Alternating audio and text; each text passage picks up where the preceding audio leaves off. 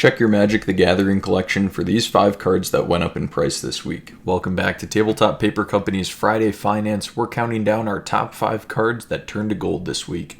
Starting us off at number 5 is Filigree Vector.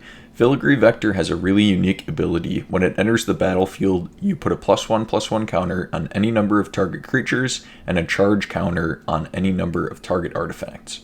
Charge counters are a major archetype in the new Edge of Eternities set that's coming out in just a few weeks, and the counter intelligence precon totally revolves around them, so the ability to put a charge counter on each of your target artifacts is a really good ability.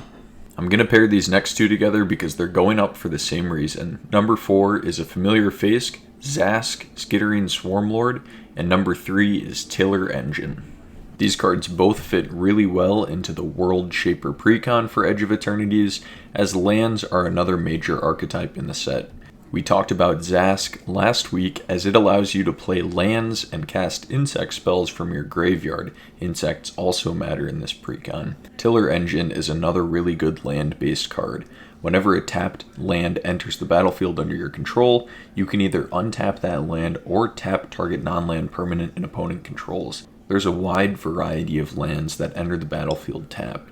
Some scry, some gain you life, some of the best surveil, but at the very least you're taking away the massive downside of them entering tapped, essentially turning them all into dual lands. You also have the option to tap target non-land permanents your opponents control, which can be a game changer. Coming in at number 2 is Magistrate's Scepter. Before Edge of Eternities, Magistrate's Scepter was a difficult card to work with.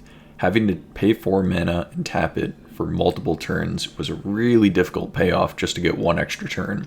But now with cards like Inspirit Flagship Vessel, you can do this in a fraction of the time. Inspirit lets you put your choice of a +1/+1 counter or 2 charge counters on up to 1 other target artifact. If you pair this with just 1 other card that lets you put a charge counter on an artifact, you can take an extra turn as soon as this enters the battlefield and chain them together quite easily. If you've made it this far, you'll probably benefit from future videos as well, so go ahead and subscribe and check out our Whatnot account. We just made it, but we're going to be doing some 100% free giveaways soon. And in the number 1 slot for this week, this card has risen almost 1,000%.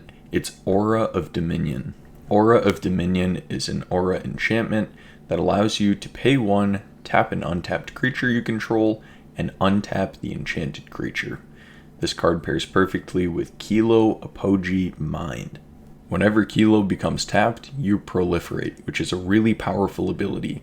If you pair that with cards like Aura of Dominion and Pentad Prism, you get infinite proliferation. That means if your opponents have 1 poison counter, or your creatures have 1 +1/+1 counter on them, you have an infinite combo. Thank you so much for watching. Like, comment, subscribe, ring the bell, check out our TCG Player Store, and follow our Whatnot account for giveaways in the near future.